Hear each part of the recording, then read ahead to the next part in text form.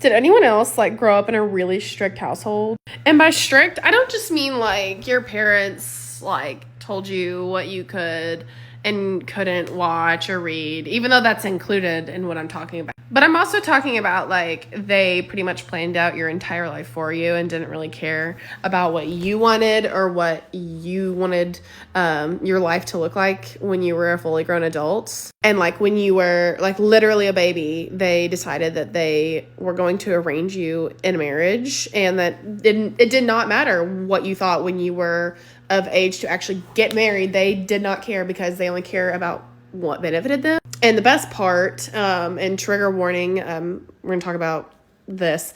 Did anybody have strict parents that literally, told them what they could and could not eat, and even went so far as to like literally banning them from eating certain things so that they would always look perfect in their eyes? So like obviously by the time you were an adult, you were ready to rebel and ready to do anything you could to get out from under the thumb of your parents. And then you run away at the first chance that you have, thinking that your parents aren't going to find you, and you actually get taken in by a stranger, which in hindsight maybe wasn't the best idea because stranger danger. But it turns out like pretty okay, and it's like kind of the best thing that's ever happened to you, and you learn a lot about self-care and about the freedom in eating whatever you want and reading whatever you want and doing whatever you want, and not having someone tell you every single step that you have to take every single day, and literally not having to go by a schedule that was given to you